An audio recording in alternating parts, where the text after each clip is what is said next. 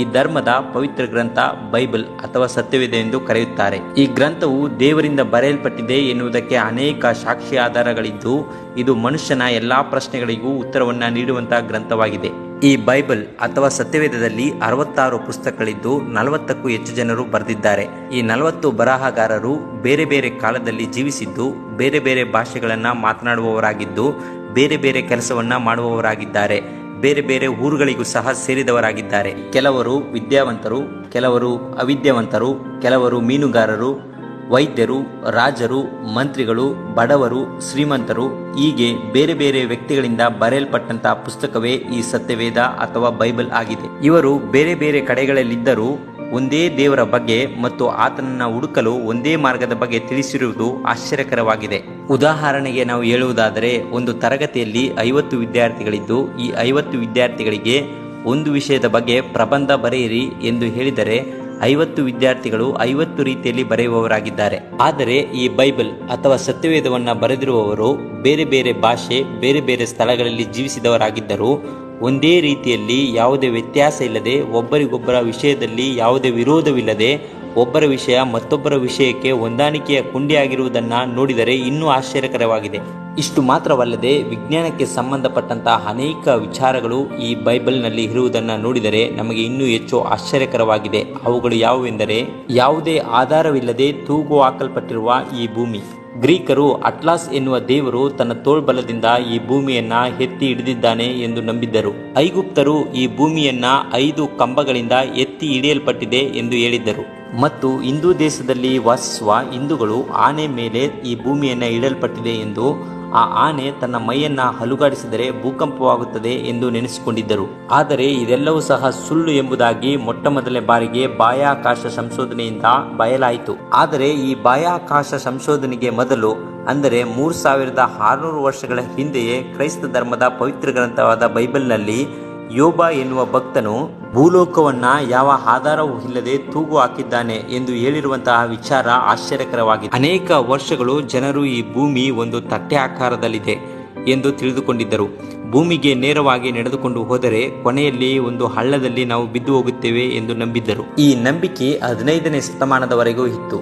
ಆದರೆ 15ನೇ ಶತಮಾನದಲ್ಲಿ ಜೀವಿಸಿದ Christopher Columbus ಎಂಬುವವರು ಭೂಮಿ ತಟ್ಟೆ ಆಕಾರದಲ್ಲಿಲ್ಲ, ಇದು ಗುಂಡಾಗಿದೆ ಎಂದು ಹೇಳಿ ಜನರ ತಪ್ಪು ಕಲ್ಪನೆಗಳನ್ನ ಕೊನೆಗಾಣಿಸಿದರು. ಆದರೆ ಇಂಥ ಅದ್ಭುತವಾದ ಸತ್ಯವನ್ನ 2700 ವರ್ಷಗಳ ಹಿಂದೆಯೇ ಜೀವಿಸಿದ ಸತ್ಯವೇದದ ಬರಹಗಾರನಾದ ಯೆಶಾಯ ಎಂಬುವವನು ತನ್ನ ಪುಸ್ತಕದಲ್ಲಿ ಭೂವೃತ್ತದ ಮೇಲೆ ಕುಳಿತಿರುವಾತನು ಆತನೇ ಎಂದು ಹೇಳಿರುವುದು ಆಶ್ಚರ್ಯಕರವಾಗಿದೆ. ಇನ್ನು ನಾವು ಚಿಕ್ಕ ವಯಸ್ಸಿನಿಂದಲೇ ಆಕಾಶದ ಕಡೆಗೆ ನೋಡಿ ರಾತ್ರಿಯ ಸಮಯದಲ್ಲಿ ನಾವು ನಕ್ಷತ್ರಗಳನ್ನ ಎನಿಸುತ್ತಿದ್ದೆವು. ಅದೇ ರೀತಿಯಾಗಿ ಆ ಕಾಲಘಟ್ಟದಲ್ಲಿ ವಾಸಿಸಿದ ವಿಜ್ಞಾನಿಗಳು ನಕ್ಷತ್ರವನ್ನ ಎನಿಸಿದರು. ಕ್ರಿಸ್ತಪೂರ್ವ 150ರಲ್ಲಿ ಜೀವಿಸಿದ ಐಪ್ರಕಾಶ್ ಎನ್ನುವವರು 1022 ನಕ್ಷತ್ರಗಳಿದೆ ಎಂದು ಎನಿಸಿದರು.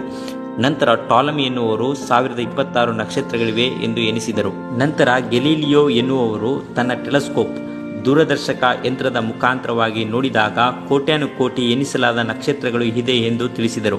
ಇದನ್ನ ಸತ್ಯವೇದದಲ್ಲಿ ಯೆರೆಮೀಯ ಎನ್ನುವ ಬರಹಗಾರನಿಗೆ ದೇವರು ಅಸಂಖ್ಯಾತವಾದ ನಕ್ಷತ್ರ ಗಣದಷ್ಟು ಹೆಚ್ಚಿಸುವೆನು ಎಂದು ಹೇಳಿರುವುದು ಆಶ್ಚರ್ಯಕರವಾದಂತಹ ಸಂಗತಿಯೇ. ಅದರಲ್ಲೂ ಟೆಲಿಸ್ಕೋಪ್ ಅಂದರೆ ದೂರದರ್ಶಕ ಯಂತ್ರವನ್ನು ಕಂಡುಹಿಡಿಯುವುದಕ್ಕೂ ಮೊದಲೇ ಸತ್ಯವೇದ ತಿಳಿಸಲ್ಪಟ್ಟಿರುವುದು ಇನ್ನೂ ಅನೇಕರನ್ನ ಆಶ್ಚರ್ಯಕ್ಕೆ ಒಳಪಡಿಸುವಂತದಾಗಿದೆ. ಮತ್ತು ಸಮುದ್ರದ ಆಳದಲ್ಲಿ ಕಂಡುಬರುವ ನೀರಿನ ಬುಗ್ಗೆಗಳು, ನಾವು ನೆಲದ ಮೇಲೆ ಬರುವ ನೀರಿನ ಬುಗ್ಗೆಗಳನ್ನ ನಾವು ನೋಡಿದ್ದೇವೆ. ಆ ಬುಗ್ಗೆಗಳ ನೀರನ್ನು ಸಹ ನಮ್ಮ ಅವಶ್ಯಕ್ಕೆ ತಕ್ಕಂತೆ ಉಪಯೋಗಿಸಿದ್ದೇವೆ. ಆದರೆ ಸಮುದ್ರದ ಆಳದಲ್ಲಿ ನೀರಿನ ಬುಗ್ಗೆಗಳು ಇವೆ ಎಂದು ನಿಮಗೆ ಗೊತ್ತಿದೆಯೇ? 1977ರಲ್ಲಿ ಪೇರು ಎನ್ನುವ ದೇಶದಲ್ಲಿ ಸಮುದ್ರದ ಸಂಶೋಧಕರು ನೀರಿನಲ್ಲಿ ಮುಳುಗುವ ಹಡಗಿನ ಸಹಾಯದಿಂದ ಸಮುದ್ರದ ಆಳದಲ್ಲಿ ಇರುವ ನೀರಿನ ಬುಗ್ಗೆಗಳನ್ನು ಕಂಡು ಅವರು ಆಶ್ಚರ್ಯಕ್ಕೆ ಒಳಗಾದರು. ಇದನ್ನ 4000 ವರ್ಷಗಳ ಹಿಂದೆಯೇ ಸತ್ಯವೇದದ ಬರಹಗಾರನಾದ ಯೋಬನನ್ನ ದೇವರು, ನೀನು ಸಮುದ್ರದ ಬುಗ್ಗೆಗಳಲ್ಲಿ ಪ್ರವೇಶಿಸಿ ತಿರುಗಾಡಿದ್ದೀಯೋ ಎಂದು ಕೇಳಿರುವುದು ಆಶ್ಚರ್ಯಕರವಾದಂತಹ ಸಂಗತಿಯೇ. ನೀರಿನಲ್ಲಿ ಮುಳುಗಿ ಸಂಶೋಧನೆ ಮಾಡಲು ಹಡಗುಗಳು ಇಲ್ಲದ ಕಾಲದಲ್ಲಿಯೇ ಸಮುದ್ರದ ಆಳದಲ್ಲಿ ನೀರಿನ ಬುಗ್ಗೆಗಳು ಇರುವುದನ್ನು ತಿಳಿಸಿ ಬೈಬಲ್ ಅನೇಕರನ್ನ ಆಶ್ಚರ್ಯಕ್ಕೆ ಒಳಪಡಿಸಿದೆ. ಕೊನೆಯ ಆಶ್ಚರ್ಯಕರವಾದಂತಹ ಸಂಗತಿ ಏನೆಂದರೆ, ಒಂದು ವಾರಕ್ಕೆ 7 ದಿನಗಳ ಲೆಕ್ಕಾಚಾರ. ಭೂಮಿಯು ಸೂರ್ಯನನ್ನ ಸುತ್ತಿ ಬರುವುದನ್ನ 1 ವರ್ಷ ಎಂದು ಎನಿಸುತ್ತೇವೆ. ಚಂದ್ರನು ಭೂಮಿಯನ್ನ ಸುತ್ತಿ ಬರುವುದನ್ನು 1 ತಿಂಗಳು ಎಂದು ಲೆಕ್ಕ ಹಾಕುತ್ತೇವೆ.